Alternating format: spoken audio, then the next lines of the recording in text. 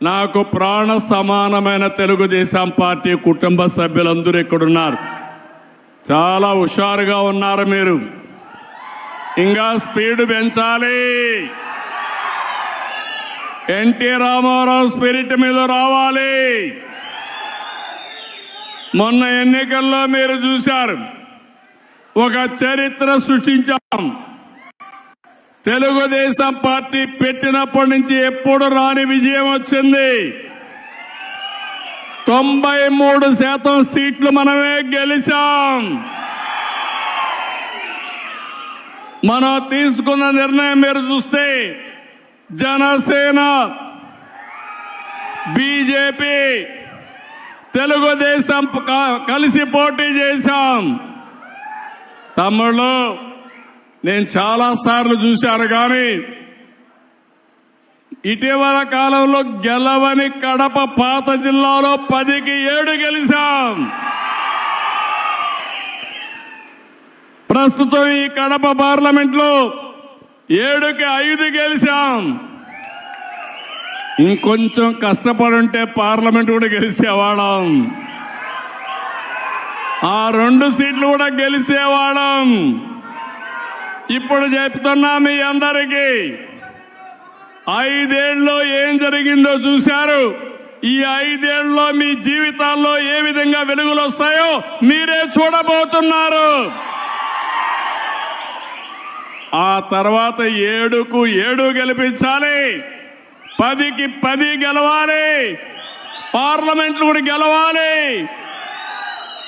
అప్పుడే అభివృద్ధి సాధ్యం. మీరు ఒక విషయం గుర్తుపెట్టుకోవాలి. ఈరోజు కేంద్రంలో ఎన్డీఏ పాలన ఉంది, రాష్ట్రంలో ఎన్డీఏ పాలన ఉంది. ఎన్నికల ముందు ఈ విధంగా నవ్వుతూ మాట్లాడిన సందర్భమే లేదు.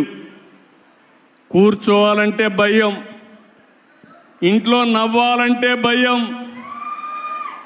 దారిలో ఇంట్లో నుంచి బయట రావాలంటే భయం. మా ప్రెస్ వాళ్ళు ఎవరైనా ఒక ఆర్టికల్ రాయాలంటే వణుకు. 2430 జీవో గుర్తొస్తుంది మీ అందరికీ. కానీ తమ్ముళ్ళు, ప్రజాస్వామ్యంలో ఈరోజు మీరు స్వేచ్ఛగా ఉండగలుగుతున్నారంటే అది ప్రజాస్వామ్యం అని చెప్పి మరొక్కసారి తెలియజేస్తున్నా. విర్రవీగిన నియంతలందరూ కూడా కాలగర్భంలో కలిసిపోయారు.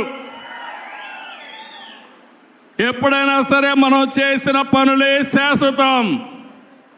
ఎన్టీఆర్ గుర్తున్నాడంటే చనిపోయి 29 సంవత్సరాలైనా రోజు రోజుకు ఆయన పైన ప్రేమ, ఆదరణ పెరిగిందంటే ఏంటి తమ్ముళ్ళు దానికి కారణం?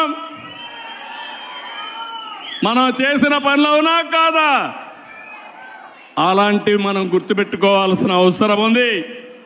ఈరోజు కేంద్రం వచ్చిన తర్వాత నేను కూడా, మీరందరూ ఒక మంచి పని చేశారు. తెలుగుదేశం పార్టీ ఎన్డీఏ కార్యకర్తలు కూడా కష్టపడ్డారు, మెజారిటీ గెలిపించారు.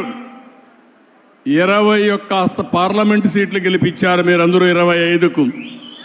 ఇంకొంచెం కష్టపడి ఉంటే 25 గెలిచేవాళ్ళం.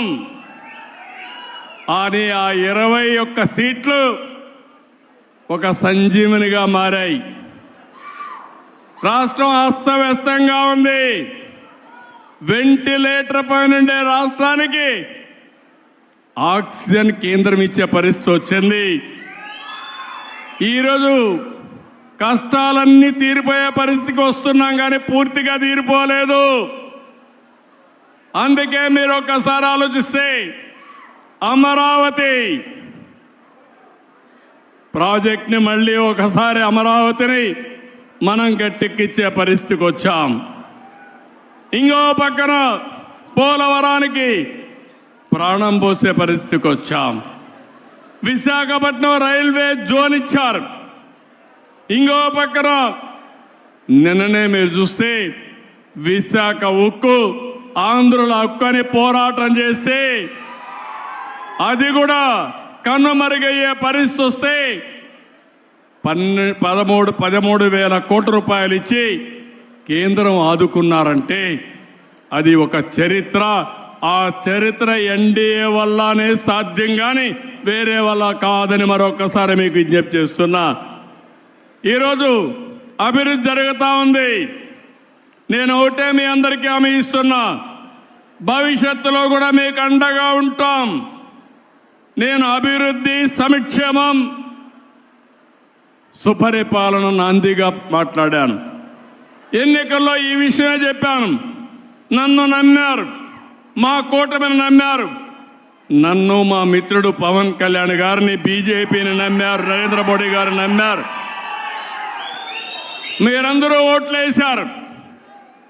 ఈరోజు మీ రుణం తీర్చుకుని కార్యక్రమానికి శ్రీకారం చుట్టాం. ఈరోజు మీరు చూస్తే అభివృద్ధిని పట్టాలెక్కించాం. ఎక్కడికక్కడ ఒక్కొక్క పని చేసుకుంటూ ముందుకు పోతున్నాం. రాయలసీమలో కానీ రాష్ట్రంలో కానీ ఒక నేషనల్ హైవేస్ అన్ని 50,000 కోట్ల రూపాయలు ఖర్చు పెట్టి 3 ఏళ్లలో పూర్తి చేస్తున్నాం. 70,000 కోట్ల రూపాయల రైల్వే లైన్స్ అన్ని, రైల్వే స్టేషన్స్ అన్ని పూర్తి చేసే బాధ్యత తీసుకున్నాం. నిన్ననే అనౌన్స్ చేశాను. జిఎస్డిపి అంటే మన తలసరి ఆదాయం పెంచడం. ఈరోజు 12.94% వచ్చింది. నేను ఒక స్వర్ణ ఆంధ్రప్రదేశ్ విజన్ తయారు చేశాను. అందులో 15% పెరగాలి. 15% పెంచుకుంటూ పోతే ఈ రాష్ట్రంలో ఎవ్వరూ పేదవాళ్ళు లేకుండా అందరికి దగ్గర డబ్బులుండే విధానానికి నేను ఆలోచిస్తున్నా. పేదరికం లేని సమాజం ఎన్టీ రామారావు గారి కళ. దాన్ని జయప్రదం చేసే బాధ్యత నాదని మరొకసారి మీ అందరికీ హామీ ఇస్తున్నా.